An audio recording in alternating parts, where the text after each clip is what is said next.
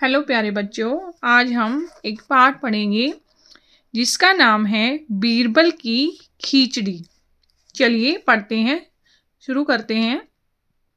अकबर के दरबार में अनेक विद्वान थे। अकबर के दरबार में क्या थे? बहुत सारे विद्वान थे। बीरबल उन्हीं में से एक थे।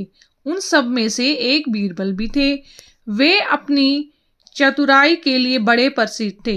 जो बीरबल थे वो अपनी चतुराई के लिए बहुत प्रसिद्ध थे। अपनी चतुराई से वे बादशाह को भी हरा देते थे।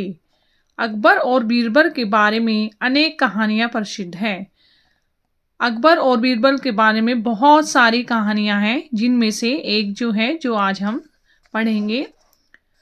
लोग उन्हें बड़े चाव से सुनते सुनाते हैं और अकबर बीरबल की कहानियां जो है सभी बड़े चाव से सुनते हैं और सुनाते हैं। एक बार की बात है, अकबर किसी गांव से होकर जा रहे थे। अकबर वो किसी गांव से होकर जा रहे थे, गांव से गुजर रहे थे। सर्दी के दिन थे। कौन से दिन थे? सर्दी के दिन चल रहे थे। गांव के लोग आग जलाकर उसके चारों ओर बैठे बातें कर रहे थे। अब सर्दी में सभी क्या करते हैं?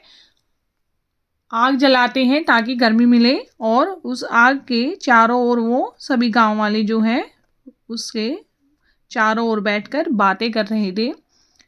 जब बादशाह अपने साथियों के साथ वहां पहुंचे तो एक व्यक्ति, ये कौन है? ये बादशाह है। जब बादशाह उन गांव वालों के वहां से गुजरे तो उनमें से एक व्यक्ति वो क्या कह रहा है, चलिए देखते हैं।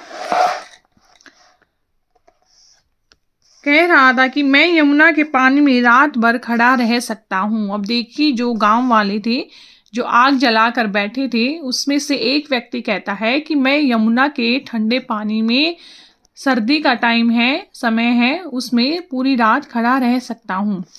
अकबर को इस बात का विश्वास नहीं हुआ। अब बादशाह अकबर है, उनको इस बात पर विश्वास नहीं हुआ कि कोई इतनी ठंड में ठंडे पानी में पूरी रात कैसे खड़ा रह सकता है।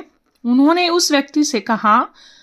क्या कहा उस व्यक्ति से कि अगर तुम सारी रात पानी में खड़े रहो तो मैं तुम्हें थैली भर मोहरे इनाम में दूंगा। अगर तुम सारी रात पानी में खड़े रहे तो बादशाह उन्हें क्या देने के लिए कहा? थैली भर मोहरे इनाम में। पहले के समय में मोहरे होती थी, इनाम में दी जाती थी। वह मान गया। अब वह व्यक्ति मोहरे के लालच में मान जाता है। अगली रात वह व्यक्ति यमुना के ठंडे जल में पूरी रात खड़ा रहा। अगली रात क्या होता है? वह व्यक्ति अपनी शर्त के अनुसार पूरी रात, देखिए ये व्यक्ति है, ये पूरी रात पानी में अपनी शर्त के अनुसार खड़ा रहता है। प्रातः वह बादशाह के दरबार में आया। अब ये पूरी रात अपनी शर्त के अनुसार पानी में खड़ा होकर रहकर सुबह बादशाह के दरबार में जाता है।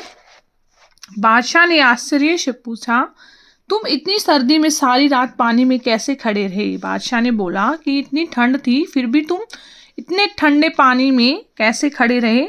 उसने नम्रता से उत्तर दिया, महाराज, आपके राजमहल से दीपक का प्रकाश आ रहा था। उसने कहा कि आपके राजमहल में मुझे एक दीपक दिखाई दे रहा था। दीपक होता है दिया, उसका प्रकाश आ रहा था। मैं उसे देखते हुए सारी रात पानी में खड़ा रहा और मैं उसे देखता रहा और पूरी रात मैं उसको देखते देखते पानी में खड़ा रहा। बादशाह ने कहा, तो तुम मेरे दीपक की गर्मी के कारण ही सर्दी से बच सके? कि क्या तुम मेरे उस दीपक के कारण सर्दी से बच सके? तुम्हें कोई इनाम नहीं दिया जाएगा, कि तुमने तो उस दीपक की गर्मी ली है पूरी रात, तो तुम्हें अब कोई इनाम नहीं दिया जाएगा। वह बहुत दुखी हुआ। वह व्यक्ति जिसने शर्त को पूरा किया था, पूरी रात पानी में खड़ा रहा था, उसको बादशाह ने इनाम देने से मना कर दिया, जिसके कारण वह व्यक्ति दुखी हुआ और उदास होकर चला गया, और वो उदास होकर वापस अपने घर चला जाता है। उस समय बीरबल भी दरबार में उपस्थित थे। उस समय जब वो व्यक्ति और बादशाह के बीच में बात हो रही थी तो बीरबल भी वहां पर उपस्थित थे, वहीं थे। उन्होंने सोचा इस दुखी व्यक्ति की सहायता करनी चाहिए। अब बीरबल जो है वो दुखी व्यक्तियों की सहायता करते थे, मददगारों की मदद करते थे। तो उन्होंने सोचा कि मैं इस दुखी व्यक्ति की सहायता करूंगा। दूसरे दिन बीरबल दरबार में नहीं आए। अब दूसरे दिन क्या होता है, बीरबल दरबार में नहीं आते हैं। अकबर को चिंता हुई कि कहीं बीरबल बीमार तो नहीं पड़ गए। उन्होंने बीरबल को बुलावा भेजा। बीरबल ने कहलवाया कि मैं खिचड़ी पका रहा हूँ। अब बीरबल जब दरबार में नहीं आया तो अकबर ने क्या किया, अपने मंत्रियों को बोलकर बीरबल को बुलाने के लिए भेजा। लेकिन बीरबल ने क्या कहा कि मैं खिचड़ी पका रहा हूँ, पक जाने पर दरबार में उपस्थित हो जाऊंगा और जब मेरी खिचड़ी पक जाएगी मैं दरबार में आ जाऊंगा। उसने यह संदेश जो है मंत्रियों के हाथ भिजवाया।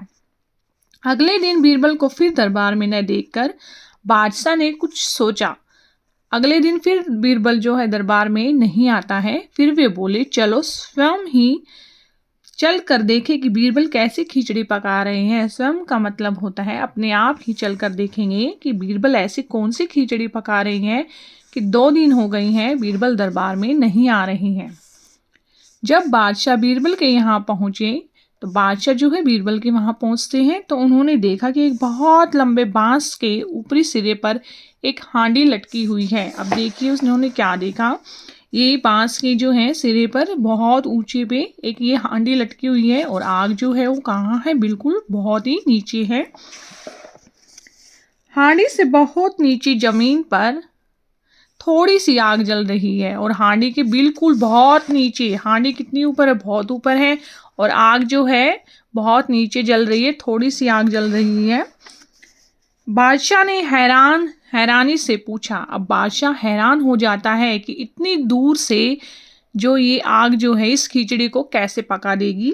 बीरबल भला यह खिचड़ी कैसे पक सकती है। अब वो बीरबल से पूछते हैं कि यह खिचड़ी ऐसे कैसे पक सकती है, आपने तो इस हांडी को बहुत ही ऊंचा टांग रखा है और आग जो है वो भी थोड़ी है और बिल्कुल नीचे है, हांडी तो आग से बहुत दूर है। बादशाह बोलते हैं देखिए हांडी जो है आग से बहुत दूर है। बीरबल ने उत्तर दिया। अब बीरबल बोलते हैं हुजूर, अगर वह व्यक्ति राजमहल के दीपक की गर्मी के सहारे सारी रात ठंडे पानी में खड़ा रह सकता है। अब बीरबल ने उस व्यक्ति की मदद करने के लिए जो है ये सभी तरकीब सूझी। वो वह बोलता है कि वह व्यक्ति अगर राजमहल के दीपक से इतनी दूर से गर्मी ले सकता है ठंडे पानी में, तो इस आग से मेरी खिचड़ी क्यों नहीं पक सकती। तो इस आग से मेरी खिचड़ी क्यों नहीं पक सकती। जब वो दीपक इतनी दूर था उस आदमी को गर्मी दे सकता है, तो मेरी खिचड़ी इतनी दूर आग से क्यों नहीं पक सकती। अकबर को बात समझ में आ गई। अकबर को बीरबल की बात समझ में आ जाती है। उन्होंने दूसरे दिन उस व्यक्ति को दरबार में बुलाया और बड़े सम्मान के साथ उसे मोहरों की थैली भेंट कर दी। और अकबर क्या करते हैं, दूसरे दिन उस व्यक्ति को दरबार में बुलाते हैं और उनका उस व्यक्ति का इनाम उसको दे देते हैं और वह व्यक्ति खुशी खुशी वापस चला जाता है। इस तरीके से बीरबल ने जो है एक गरीब व्यक्ति की मदद की। बीरबल जो है ऐसे ही गरीब व्यक्तियों की मदद किया करते थे।